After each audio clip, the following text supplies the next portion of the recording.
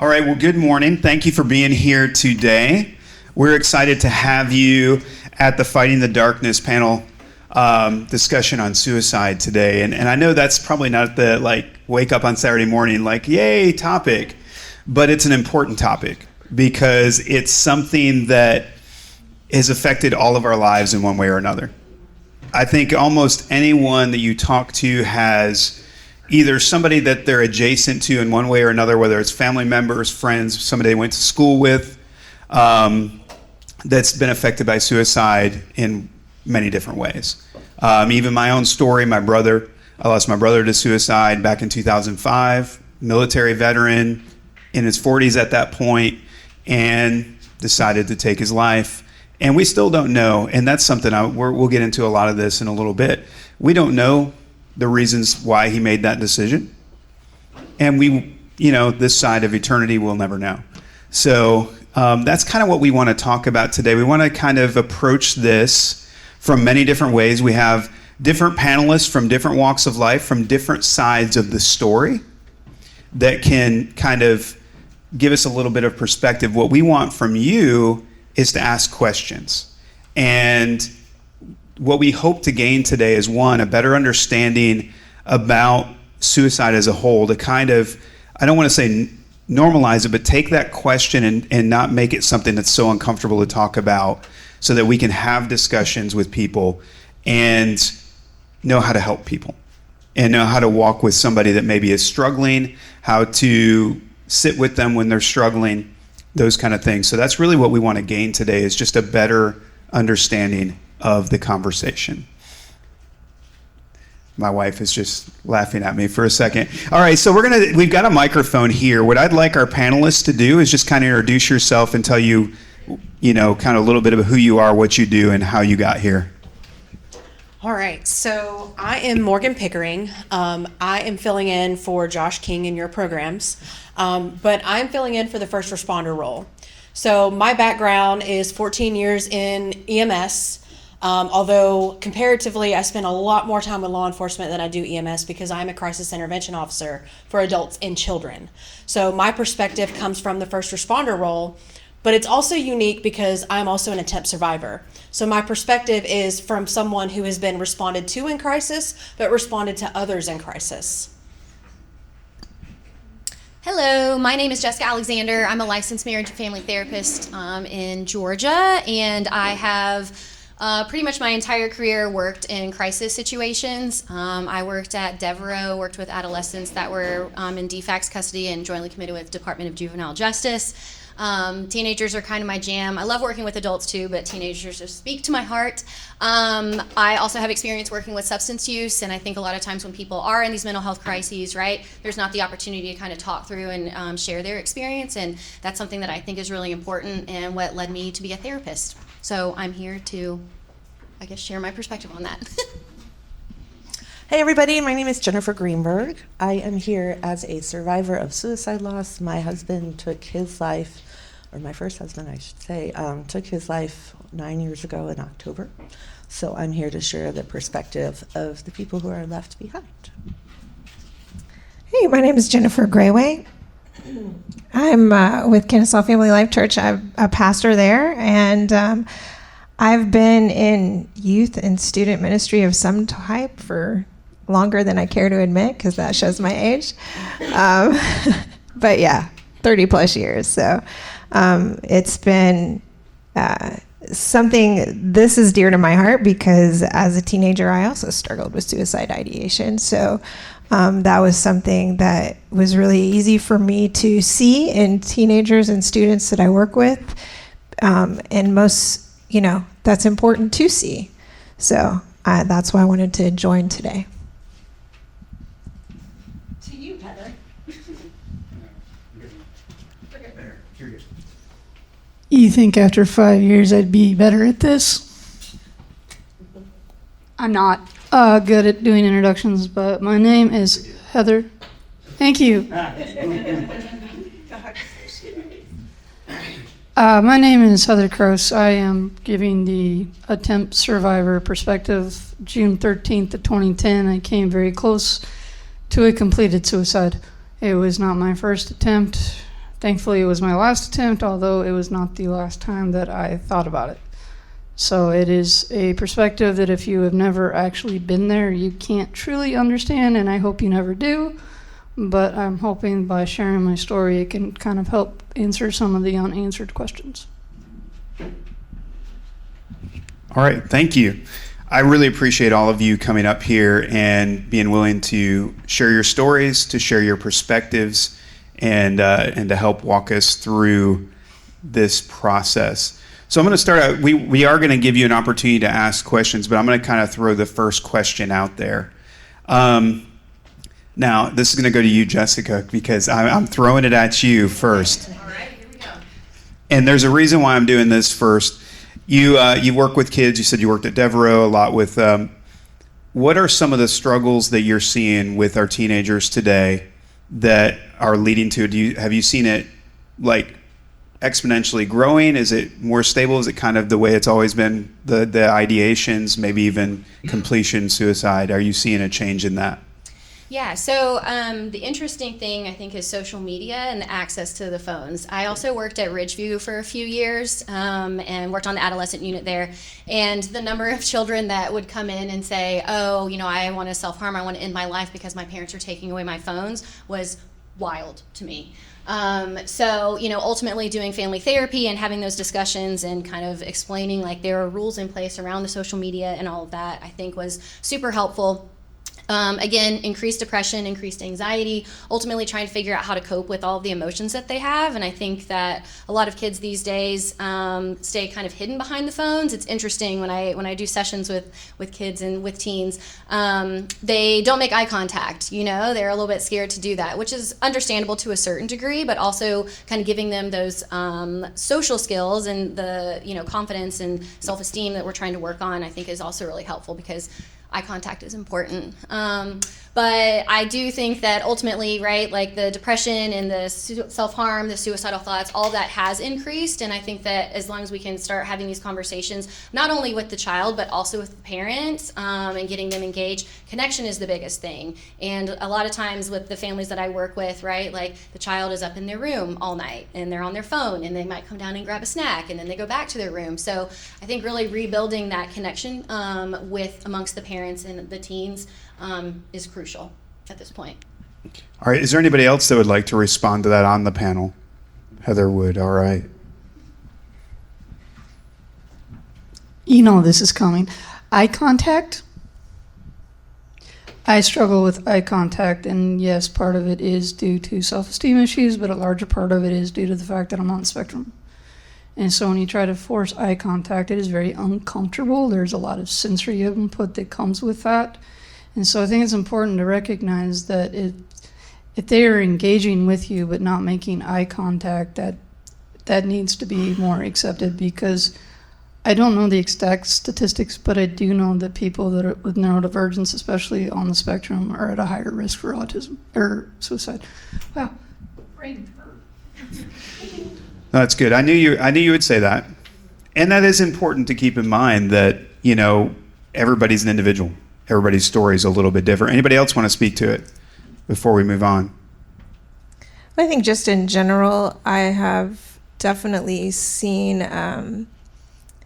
kind of a switch in, and again, I think it's what you were talking about, Jessica, with just everything being on social media and our access to all news all the time. And there have been a lot of suicides in the media, and sometimes they're glorified. And I think that's why you're seeing a different kind of take on it from some of our students, for sure, and even some adults. Well, I think that's a good point, but I think another, actually, I don't think of it as high standing as why I like to participate in events like these, but not only did I lose my husband to suicide, but my son, who is now almost 16, suffered from suicidal ideation when he was 11. I had to check him into Peachford Hospital, and he's much better now, but his mental health has been an ongoing struggle. And I also have a 9-year-old daughter, and I will soon have a 16-year-old son. I'm engaged. There's happy parts of the story with him. Yay, my fiance's right there, just to embarrass him. And then I have a 19-year-old son. And so, but something that I wanted to call out is that there's a lot of negative about social media, but my son has a heightened empathy to when his friends post things. And so as tragic as the story could be told, there's also been the times when he said, "Mom, I know I need to go to bed and I know it's late, but I have to call so-and-so. She's struggling and I need to be there for her." So I also think we need to realize that while there's a lot of dangers in social media, it's giving some teams an outlet to talk to people or to recognize signs in people that they wouldn't have known because they stay in their room and they're not engaging. So I just think it's good to see both sides of that story. Yeah, which is part of why we do the panel with different perspectives here so that we all learn and grow from it. Anything else, Morgan? You're the only one that hasn't spoke, so. No, I mean, I think they've covered quite a bit of Okay. it. I also kind of, something that both Jessica and Ms. Garraway said, the glorification and the connection.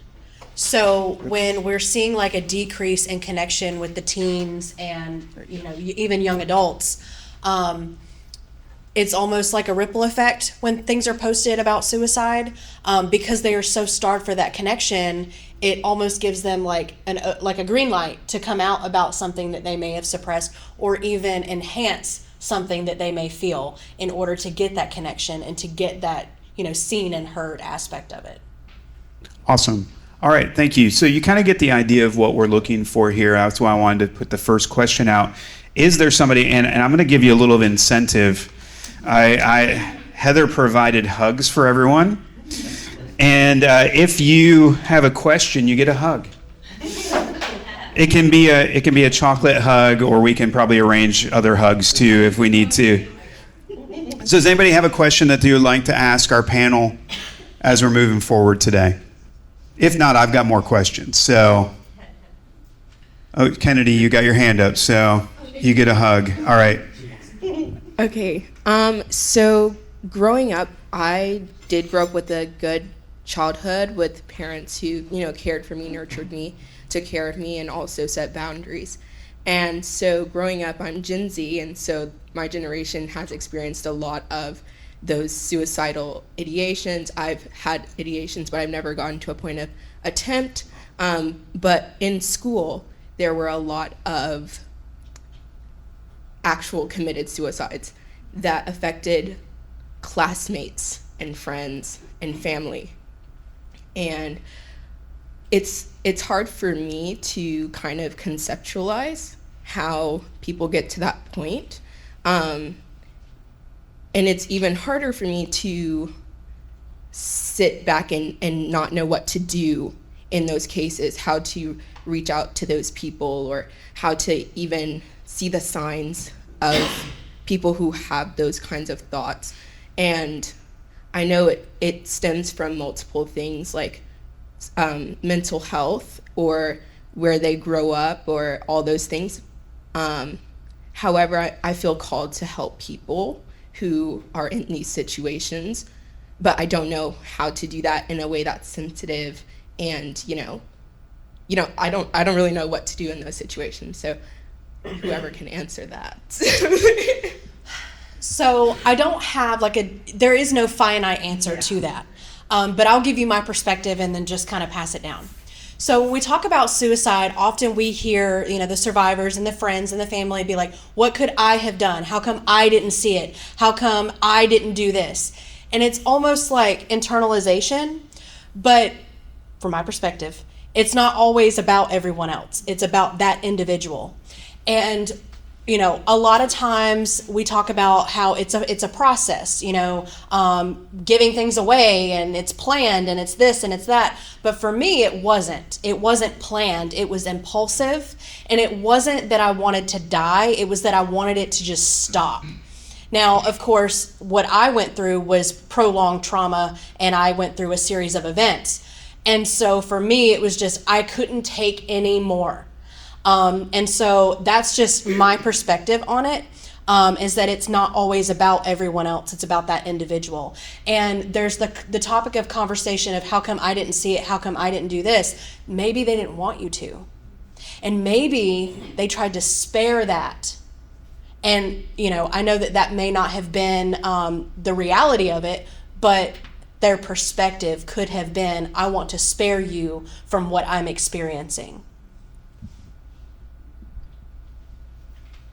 Anyone want to go before me? Go for it. Okay. Excuse me. So I guess to first answer your question, I literally don't know you, but the fact that you're asking that question says a lot about who you are as a person, and that's amazing, right? I think that a lot of times the common theme is really just having the space to be seen and to be heard. People have all these different experiences, and it's not saying that it is it goes back to childhood or it's a trauma-based response or anything like that. But I think just as humans, like having that space where someone actually sees us and wants to connect with us and talk with us is so important. So that's kind of my advice for like, how do you do that? I think you just be you, and you show up, and you are open and curious, and you want to learn about people. I think a lot of times there are, at least from a therapeutic perspective, there's signs that I kind of see, like in terms of hygiene, right? Like they might not be taking care of themselves. They're not bathing. They're not brushing their teeth. Their room is a mess, that kind of thing. Now you might not see it, like you were saying. But, maybe noticing those things could be really helpful, because a lot of times that is a sign of depression, right, is when those things kind of start to decline. And then, just kind of checking in, I think, is also really important. I do think there's a huge shame component to this as well. I've done numerous sessions where clients are, sharing that they've had suicidal ideations, and, like, they've created a plan and all these other things. And I feel so honored when they sit in front of me and are open to sharing that with me, because I know there's not a space, right, in society where that can like freely be spoken. So just kind of sitting in that space with them and letting them share everything without panic and all of that, I think is great, because a lot of times internally our body is responding of like, oh my gosh, I need to fix it, I need to help, I need to do all these things. But sometimes it's really just slowing down and sitting with them and just being there in that moment. And just being a good listener. Yeah, and that's just from a therapeutic perspective, like allowing the space and allowing the flow to take place, I think is really helpful, because in society, like, that doesn't really happen. You know what I mean? People start to question and be like, oh my gosh, and then it gets, to the extreme side where they have to go to the hospital and, all these things, and it can just get bigger than it might need to be. A quick thing that I want to add to that is I think being at an event like this is doing the right thing, because from my perspective with Adam, who was my husband, I kind of knew he was struggling, right? But I didn't really know the depths of it. But I also knew that I wasn't allowed to tell anybody, because that was a secret between husband and wife, and that he didn't want my parents to judge the man that their daughter married. He didn't want his boss to think he wasn't capable of getting a promotion because he couldn't handle the stress. He was very much ashamed of what he was feeling. And so I think by outwardly showing, by participating in events, by speaking out, by asking if people are okay, you're making it okay to have mental health issues. People aren't ashamed when they have a heart problem and they go to the cardiologist and they go on medicine because it makes their heart work better and they can live longer. And we've made a lot of strides in the past several years, but we still don't live in a place where people are like, oh, I'm seeing a therapist, or oh, I need to take Adderall, or whatever medication, fill in the blank. So I think, contributing to the kind of society that doesn't put a stigma on mental health can go a long way in making other people realize, wait, I have a problem and I can get help, and that's okay.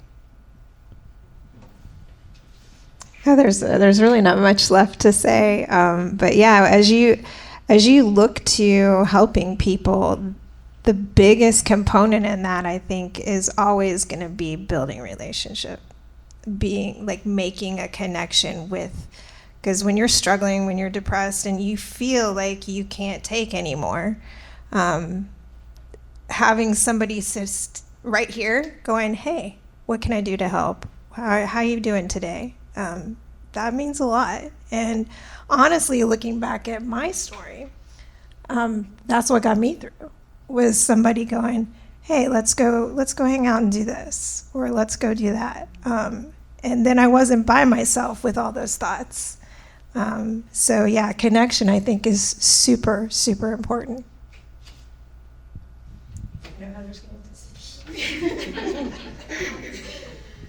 So I'm going to tell you a little bit about my story because I think this will help illustrate what these guys have said. 15 years ago, I had a small tribe, but it wasn't really a tribe that I always felt comfortable talking to people. And what most people don't realize is I actually reached out for help the night before and was turned away. There are certain phrases that people like to use in the medical and mental health field, such as frequent flyer, attention-seeking behavior. And so if you're someone who has struggled for a long time off and on with these thoughts, they see you as playing games. And that was exactly what I was told, that they did not have time to play games with me that night and I needed to go home. Fast forward to 2021, November 5th, the 1-year anniversary of my father's passing. That year was not a good year for me, and I was really struggling, and there were two people who ironically I'm in between at the moment that drove me up to the National Cemetery where my father is interred. It was the first time I had been there because I couldn't handle hearing taps played for my dad. On the way home, something snapped inside my head, and before I even recognized it, they did. And when they dropped me off at home, they refused to leave, no matter how many times I told them, no, I'm fine, you can go. No, it's okay, really, go away. And they flat out refused because they knew what was happening, and they stayed with me. And unfortunately, the language was the same, and so once I got past that impulsive, because here's the thing, suicide is a very impulsive act, but it is not an impulsive act. It is a lot of little things that build up to a point, and then that the actual act itself is very impulsive. But it's not that you just wake up one morning and go, I'm done. It's all these little things that build up on each other, build up, and it gets to a point. And yes, people will hide. And one of the biggest things to watch out for, especially if you've noticed someone has been really struggling for a really long time and then all of a sudden they're in a good mood and they seem happy and they're telling you that they love you and they're giving you things and all that. That is a major red flag because it means that they have made their decision, they have their plan, and they are trying to make their transition easier on everybody else.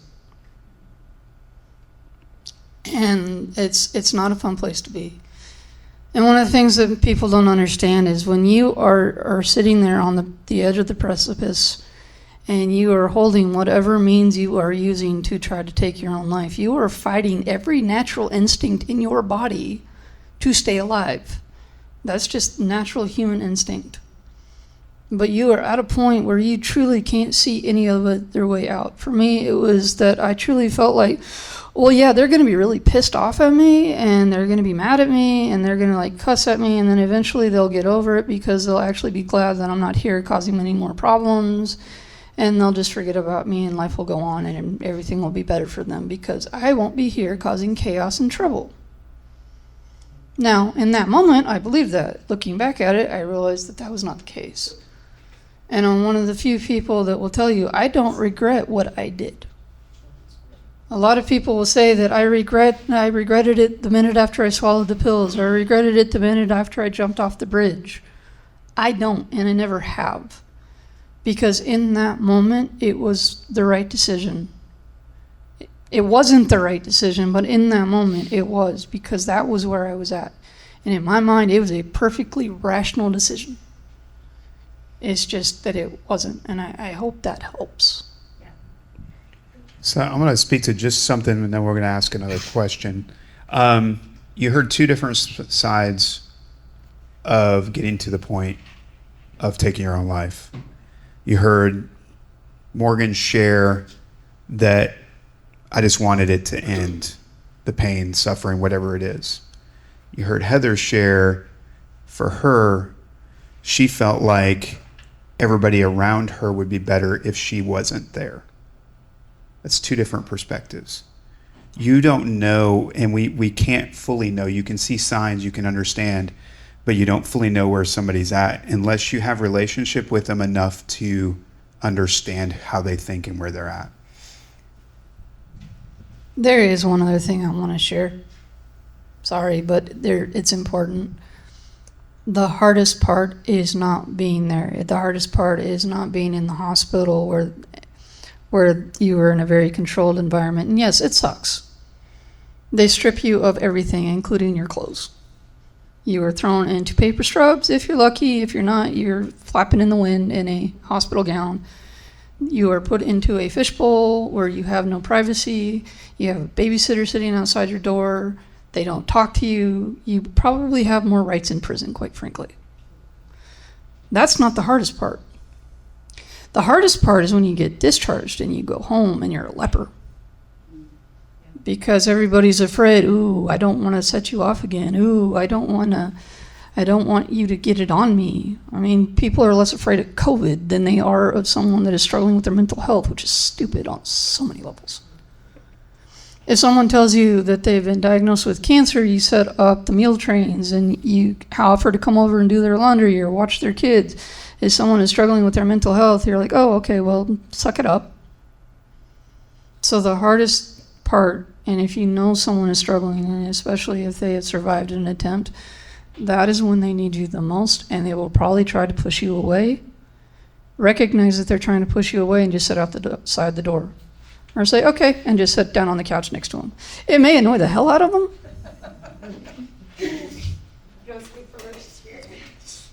But they will appreciate it even if they can't show it, and in the long run, they will eventually thank you. It's still on the schedule. All right. Well, thank you guys for sharing. Thank you, Kennedy. Do we have another question? Yeah. All right. Sure. We got to give you a hug. There you go. Got to use the mic. We're recording this, by the way. Okay, so I have a niece that would relate to Morgan. She would wear that same T-shirt because she has this little black cloud that follows her around. Mm-hmm. She's on every medication. She's been diagnosed with a lot of, all the autoimmune disease and anxiety and depression and everything. She left a very good job working with a veterinarian clinic because all the younger girls there made fun of her and caused chaos. And so rather than put up with it, she said, I'm out of here.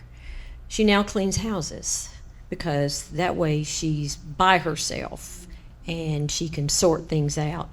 But she struggles from day to day trying to make ends meet. She's had numerous bad roommates, 2 abusive marriages, and she grew up in an abusive marriage family, my sister and her husband.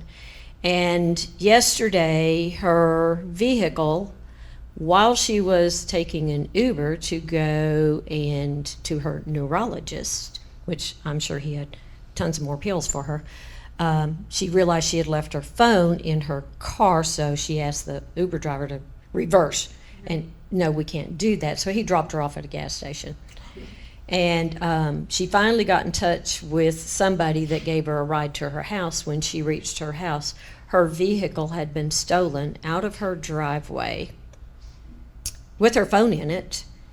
She got a neighbor to call me, and we were talking. She was in tears. She was hysterical.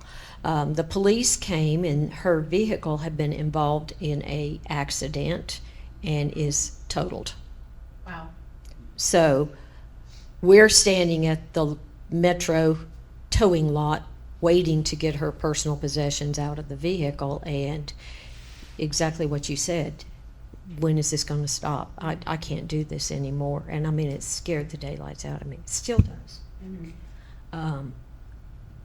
She is my sister's daughter, and when my sister passed away in 2013, I said, I will help your children.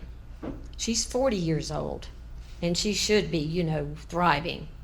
But she's not. She's just surviving. So it's hard on me because I made a commitment to help, and it's hard on her older brother because she's abused that relationship. So, and he's married with 2 kids now, and he's like backed off.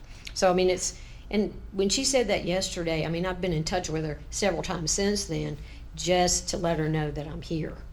So, but I don't know what to do at this point. Ooh, so that's a lot. Yes. That is a lot. That is lots of, that's a series of events. And, A series of events. yes, series of events. And just based on what you've shared, it sounds very much like living in survival mode. When we're stuck in that survival mode, it's really hard for healing to happen. But also, like, for your own sanity, projection is real. Okay, how we, do unto others has more to do with what's going on with us than it does someone else, or their, trying or lack of trying or whatever it is. But my response to that is, of course, power of presence. And again, being stuck in survival mode, something that I can't remember verbatim what was said in the last question. But like for me, when I was going through it and all those series of events were happening, to this day, I still am not someone blessed with a village. Okay, I still have to do everything on my own. It is me and my spouse and the people that live in our household, which is my children, and it's us against the world every day. Yep. And so when someone's like, oh, well, if you need to talk, I'm here for you. Okay, great. Love that. I don't need to talk, okay? My brain is not allowing me to be able to articulate whatever it is that's going on with me. Simultaneously, my pile of responsibilities is still growing, okay? So when someone offers to want to talk to me, I understand that, yes, that may be all they can offer, and there is nothing wrong with that. Just hear me. That is not wrong.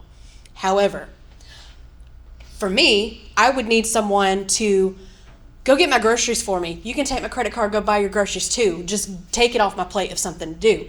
Come help me get my house in order. Maybe go work a shift for me. If you're super trusted, take my kids for a weekend. Take something off of me so that my survival mode can subside long enough to be able to articulate what it is I'm actually struggling with. And with a series of events, when things happen back to back to back to back, we can't process that one thing that happened. So when we finally explode, it's everything all at once. And unfortunately, those who care about us end up taking the brunt of that. And then they're looking at us like, where did this come from? What did I do to you? Why are you acting this way? And again, projection is real. Okay, how we explode and how we treat others, no matter how much they care for us, says way more about what we got going on.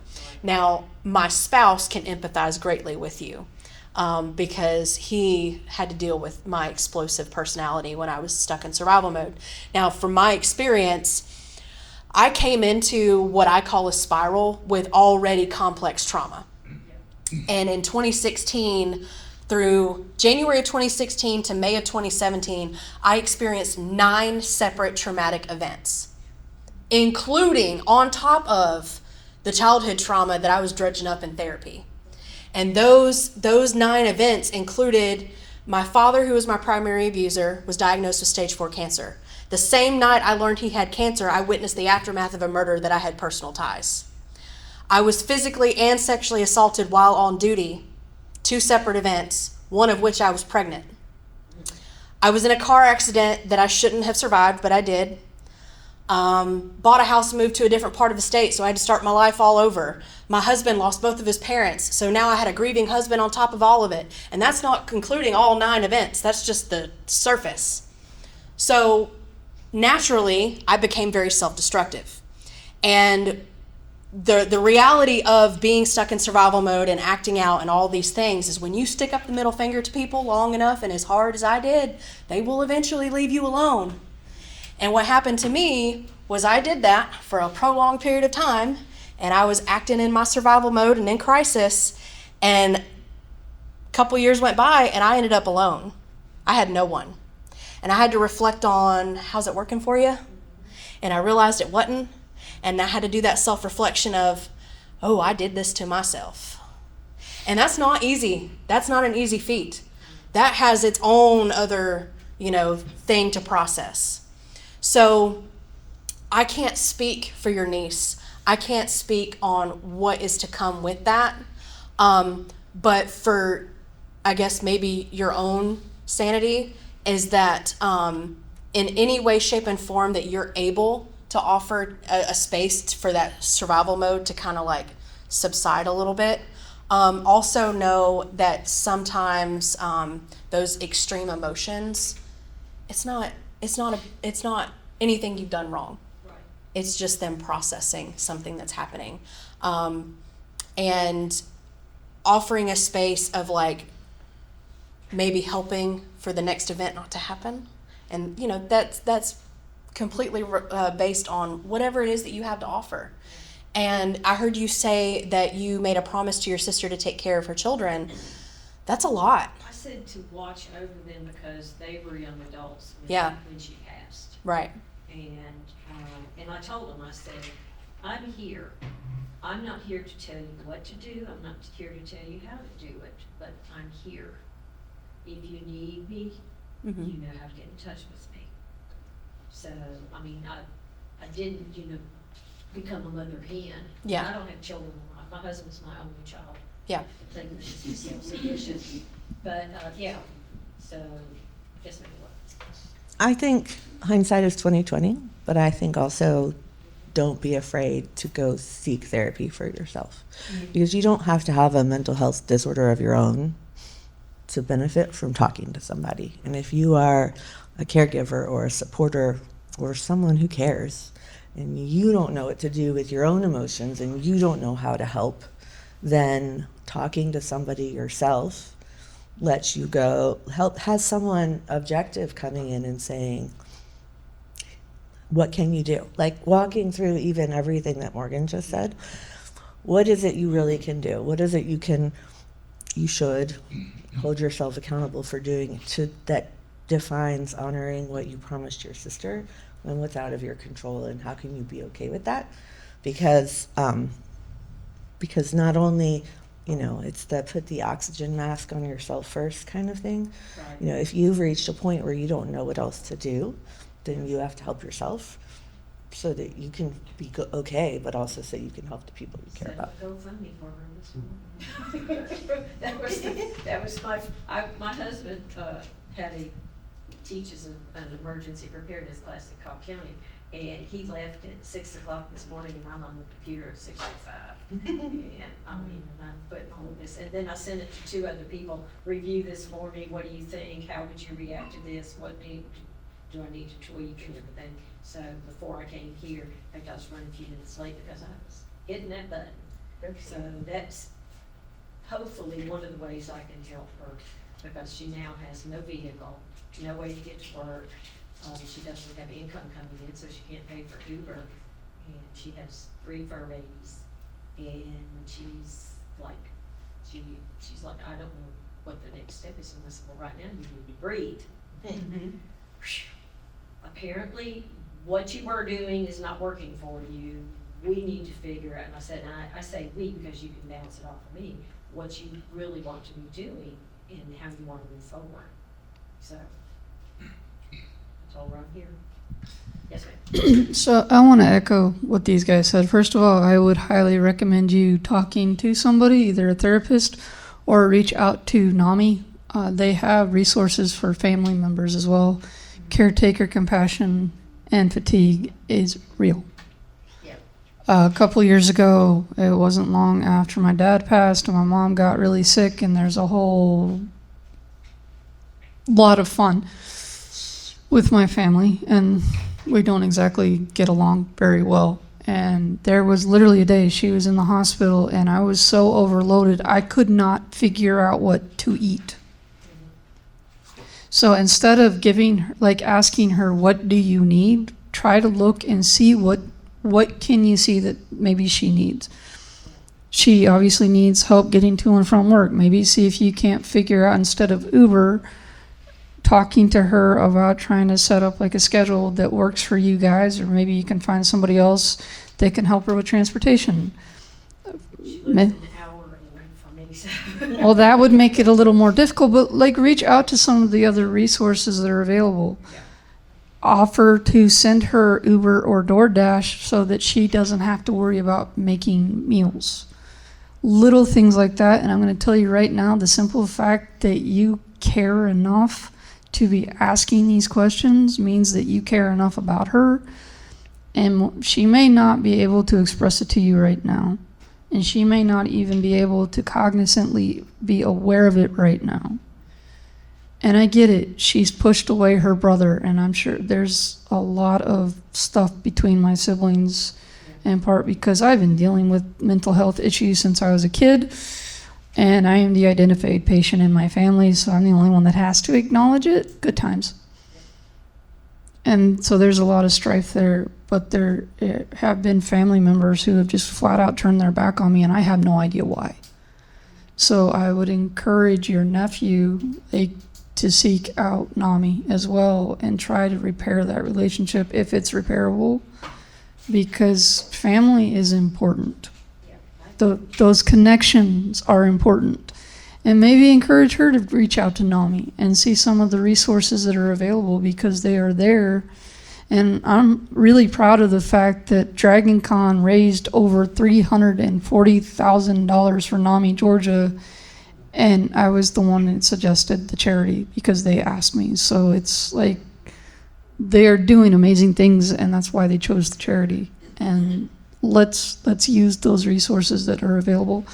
And there is information on the table over there with different resources. Another good resource to look up is the SAMHSA, which is it's in the program. There's a whole list. There's a whole list back here. What was it? It's the SAMHSA, it's the substance abuse, it's the government.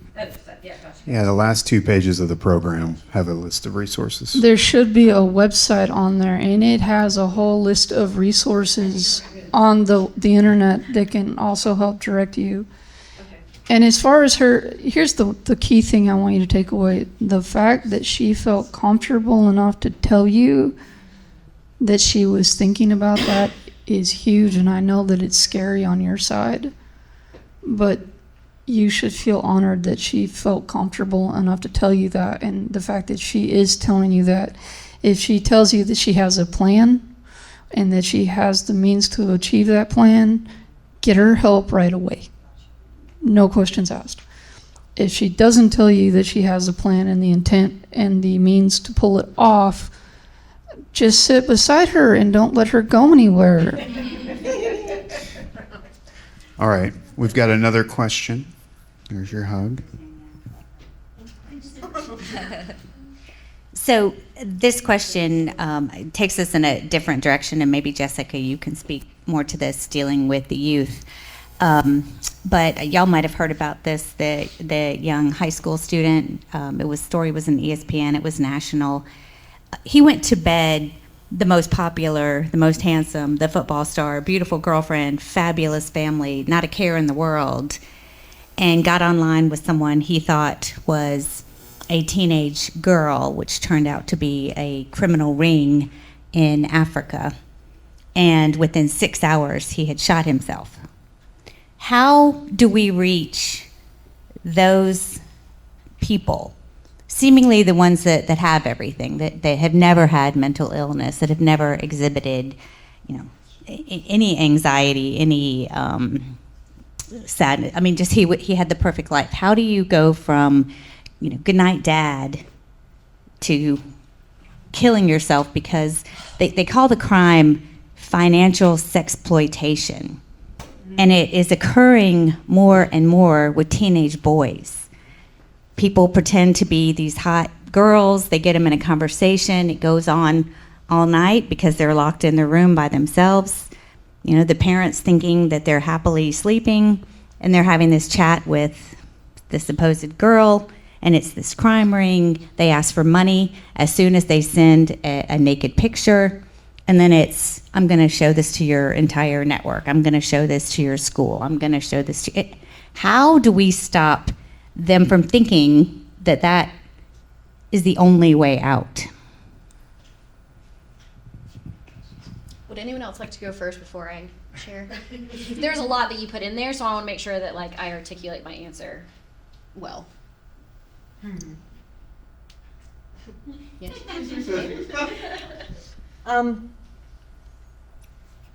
have a lot of thoughts on that, both from personal experience and from beyond.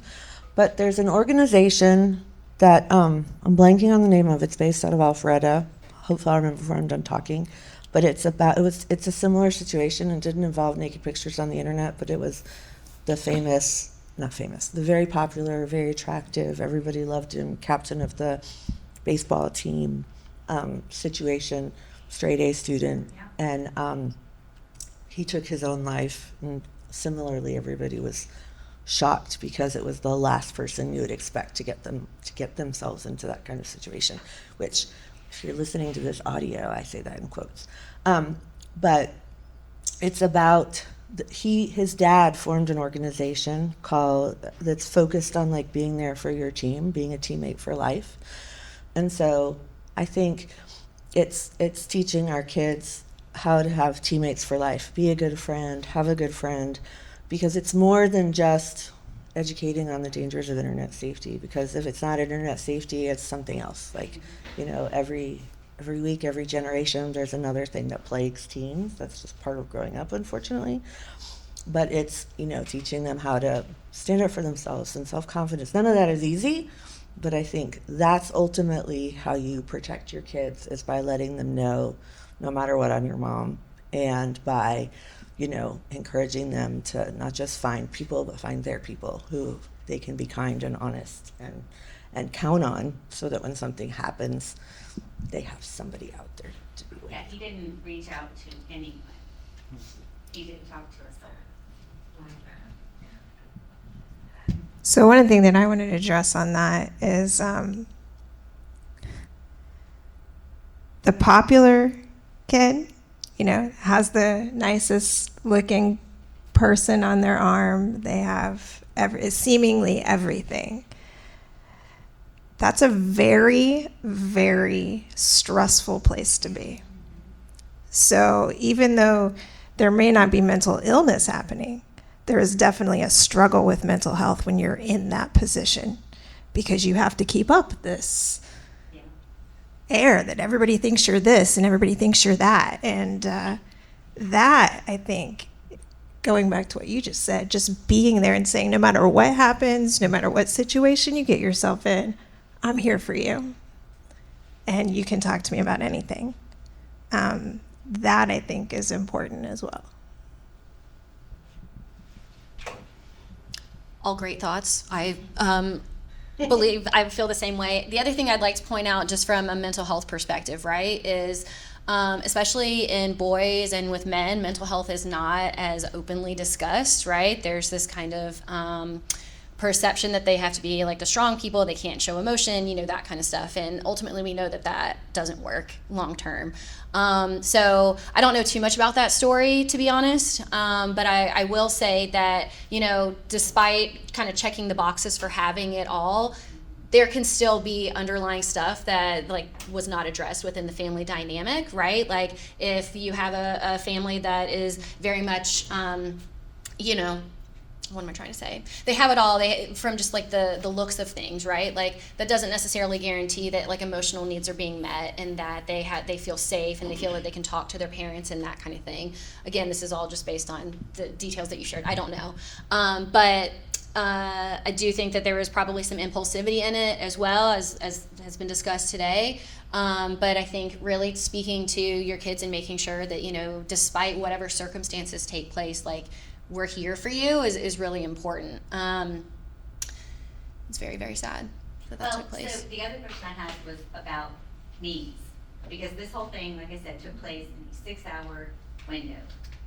He got his father's gun, which was, he knew where it was. His father was a hunter, nothing wrong with that, and he shot himself. So I don't know what exactly is my question. If you don't have the means, and I guess if you feel in that situation, you're going to find them, right? I mean, if he had not known where that gun was, if the gun had not been loaded in his closet, would he have woken up and maybe said, "Dad, I did a terrible thing last night. Let's talk about it." I mean, that's a hard question. It's kind of like going through security at the airport. Like, you have to go through it, and you don't want it to make it easy for any criminals, but the people who are intent on causing chaos can. When my son came home from Peachford, after he had been there, I had to go through his room because that was the exact sentiment. It's not that they're going to go into the kitchen and get a knife, although I did put all the knives away. It's that I had to take all the pencils out of his room. I had to take anything that had string or was a keychain or had sharp edges or could be broken to create sharp edges. So I don't think it's about, you certainly don't want to make it easy, and you want to be security at the airport. You want to take away the obvious things, have a lock on the things that need to be locked up. Don't share passwords. There's some kind of cut and dry things you can do to make it harder. But I think it's more about the intent, and if you're intending to do something terrible to yourself. I mean, if I'm telling you, when I walked into my son's room and I was like, okay, think like someone who's not doing well, what can he hurt himself with? I mean, short of putting pillows on all the walls and emptying out the room and throwing everything else in the house away, like, it was impossible. And it was a very daunting task. So again, I think you have to more look at how do you create that connection and that build that as a part of prevention more than removing the means. So there are two things I want to point out. First of all, masking is a real thing, and while it is typically associated with people that are neurodivergent having to pretend that they're neurotypical in order to get through the world with as little bullying as possible, which sadly doesn't really work, I think the popular kids are forced to mask too, because they are expected to portray this perfect person in this perfect household, but you don't really know what's going on inside anybody's head at any given time. And so one of the things that frustrates me the most is when we minimize other people's pain. Like, oh, well, you have it so good, you shouldn't be this upset. Why did you do this? There was no reason for it, because you don't know what's going on in their head. And what might seem like a small, minuscule thing to you may be a huge thing to them.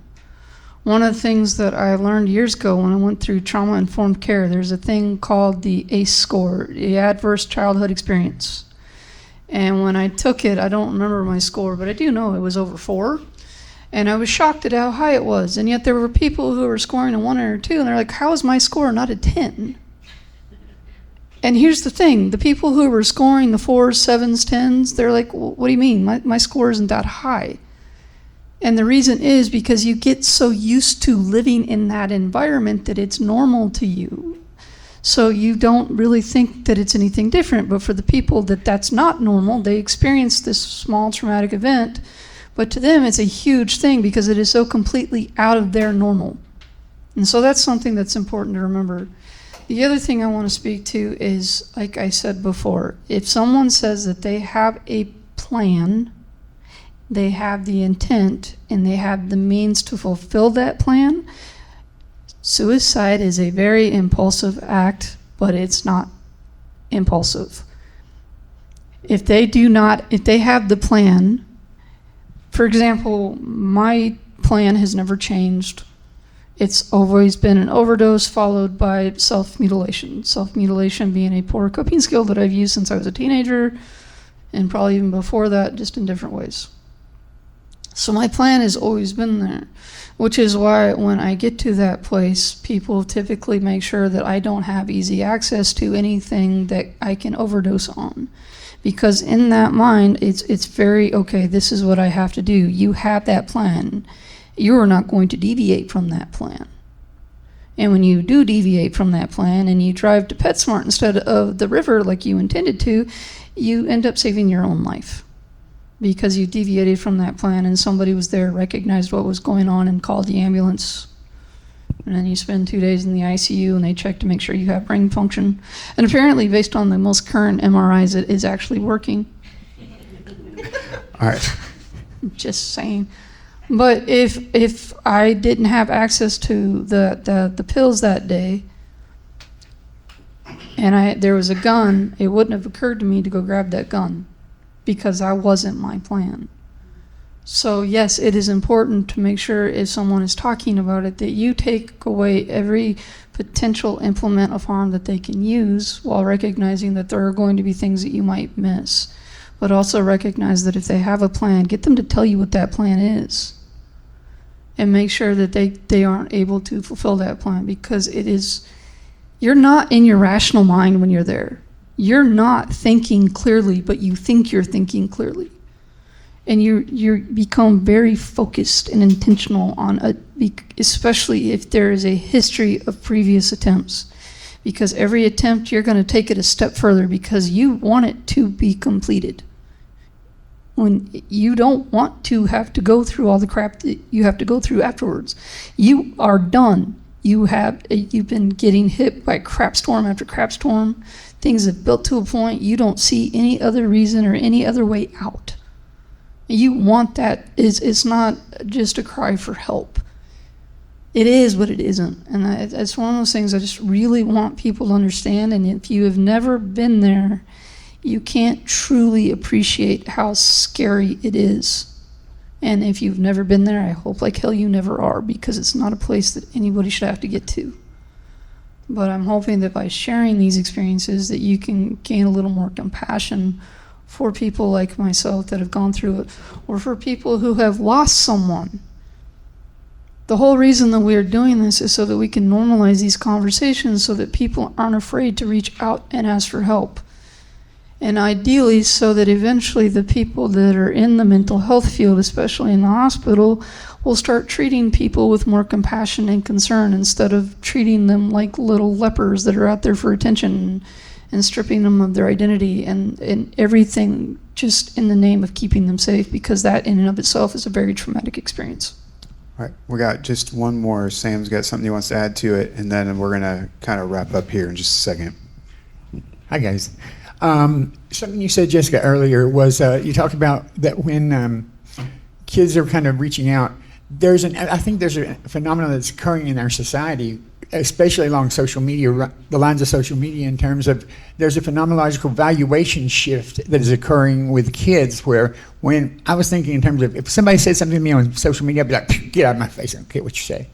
That valuation doesn't mean the same to the kids and the kids after that and the kids after that. It has changed.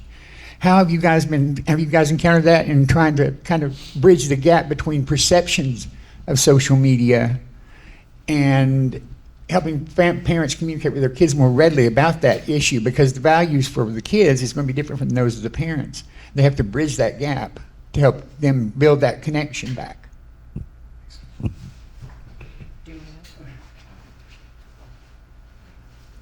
So let me rephrase the question, because I'm not sure I understood it.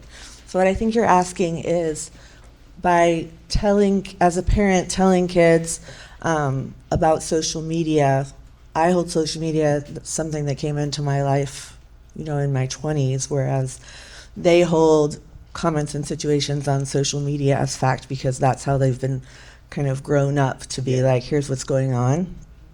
I think that's not an easy question. I think I'm just going to keep using my son, which I'm sure he'll love when he listens to this. But I think that, it's a constant struggle, because I go from the extreme of, I'm taking away your social media, that is your consequence for X, Y, Z that has occurred.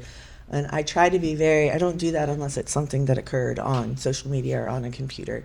And then his response is, but you're not just taking away my ability to do that thing that got me into trouble. You're taking away, nobody texts anymore. They snap. You're taking away all my friends. You're taking away the schedule for marching band. You're taking away my board position on my youth group. You're taking away like my entire lifeblood. So, it's about setting in place those rules where you're like, okay, well then you can have your phone and you can do all the things you want to do with it, but I have the control set to where you can only do X, Y, Z, and then your phone sets off, or you turn your phone in at 10 o'clock every night, because, then I know you're not staying up all night in your room. Or he loves this. I made him take his computer out. He has a laptop, but I made him only use his computer in the den. And he's like, but I'm doing homework and I need to study. Well, you have soundproof headphones. And at least you're in the room. Otherwise, you go up to your room and I don't see you all night, and now you're downstairs. So, I think it's an individual situation, but you try and find those ways where you set the guardrails to do the best you can to keep them safe, even though you can't. The internet's the world, right? But then also, by making him be downstairs, guess what? When he does get up and have a snack, then I'm like, hey, what you working on? What you watching? And it still gives me that extra 30 seconds to engage with him instead of him just being up in his room. So I think you have to get creative on how to demonstrate the value. If you say we're going to go out to dinner and have family time, okay, right? He loves us when but it's like, this is such a chore. But when you kind of are able to creatively weave that in, where like when he starts driving, I'm going to be so sad because I get 10 minutes in the car every time I drive him somewhere, and he's in the front seat, and we chat and we talk about whatever music that he's put on, and it's cool. So I'm going to have to get really creative on how to find 10 minutes in the car with him when he's got the freedom to go out on his own. So I don't have an answer, but I think you just are always trying to find those little ways to build values outside of the value they see from their friends on social media. I'm just going to say that right now. Take me, kid. And I think sometimes it is, when it gets more detailed, is when if somebody says you're stupid on social media, we don't value it as adults because we're in that transition from no internet to internet, AOL, and then down the line.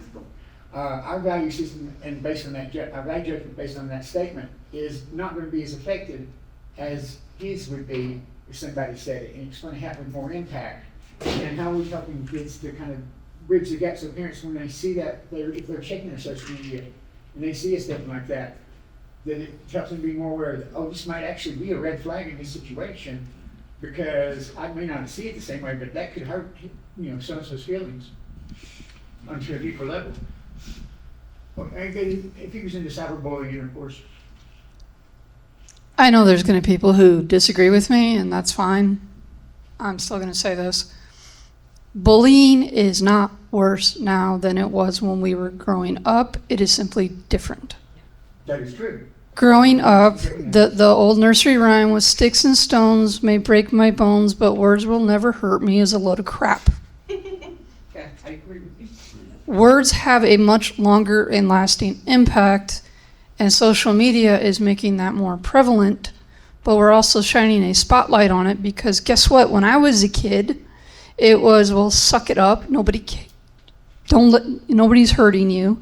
Even when I was getting slammed into lockers, teachers ignored bullying, whereas now we're taking a little bit more of a stand on it.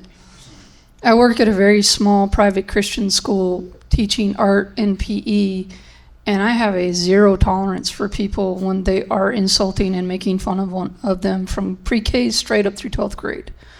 I don't care if they say they're just joking around.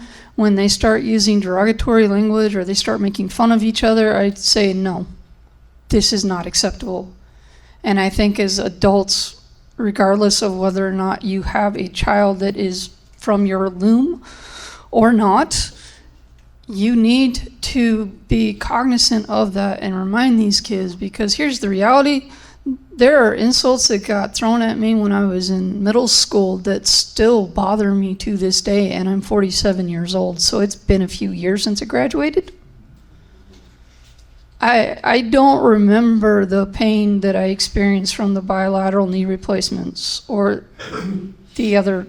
I've had 4 surgeries and 2 car accidents in the last 4 years. I don't remember the physical pain, but if somebody comes up to me and taunts me like they did in middle school or calls me hoarse or asks me if I'm a boy or a girl, those things to this day still cut very, very deep, because words have a longer lasting impact. And I think that with social media, there needs to be more intervention and more interaction. And that's why we need to come back together and start really building that community, and not just with parents, but with adults in children's lives, period.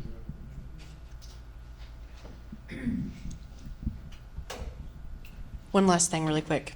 So when we talk about social media and the youth, cancel culture kind of enhances a lot of the emotional impact of a lot of these things.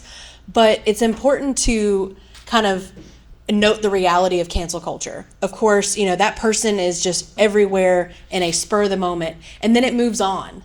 And that person that was canceled still ends up living a fulfilling life. Maybe not in the capacity that it used to be, but that's life. I mean, even us before social media, there was something that we got a lot of attention for that we didn't want that attention for, but things subsided and we moved on. And I think that the youth kind of get caught up in that cancel culture, like all eyes are on me right now, but it's not for the reasons that I want it to be. And they catastrophize to the point where they can't see that in a month from now, this won't matter. And I'm not negating that it's not important to address it. What I'm saying is that it doesn't last forever, and someone else will be the topic of discussion at some point. And maybe that's, kind of controversial, but it is reality. And that's part of, I think, why those of us who are a little older, I'm a millennial, that certain things just don't hit us differently, because we do remember life before social media. But we also notice trends that things move on and something else will happen and distract everyone. But kind of going back to something that you were talking about, I got sent a post coincidentally right after we changed conversations, but it talks about the sextortion. And there's a post that was sent to me on LinkedIn that talks about like the GBI, and they are going over commonalities of situations that are very similar to that. And the commonalities were the children had a supportive family, and they come from a really good family, and that they were boys between the ages of 14 and 17. Even though, despite the fact that females are more likely to be victims, and that none of the parents really knew exactly how to handle the situation.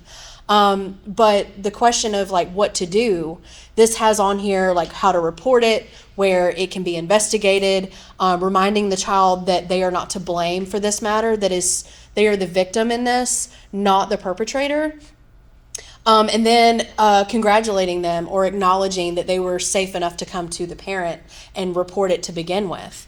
And then, of course, a lot of these don't always end up with those pictures being posted, but if they are, there's an organization that will go through and take them down. So coincidentally, I was sent that right as we were transitioning the conversation. But it's from what I understand from this post, even the GBI is noticing that those things that you said are very common, despite other things that we may perceive about sextortion. Did you have anything you wanted to say, Jessica? And then I'm going to wrap us Yeah, up here. I think the biggest thing for me, I mean, I'm a marriage and family therapist. I love families, right? So I think it really just does come back to how are you interacting with your kids? I mean, from a developmental stage, right? Like your teenagers, like, yes, it's normal for them to kind of pull away and do their own thing, but how do we keep that connection there to some degree? You know what I mean? In terms of the stuff that's posted on social media, yes, it's different, and we might not fully understand because, again, I see something online, I'm like, okay, that doesn't impact me, right? But for them, it is so real. And so again, it's maybe, it's just checking in with them and be like, hey, what were the good things that you saw on social media? What were the things that kind of bothered you or hurt your feelings and that kind of stuff? Really just opening up the dialogue and seeing what they say, I think is really important. They'll talk, it's just getting them to actually sit down and have the conversation. So I don't know if that answers it.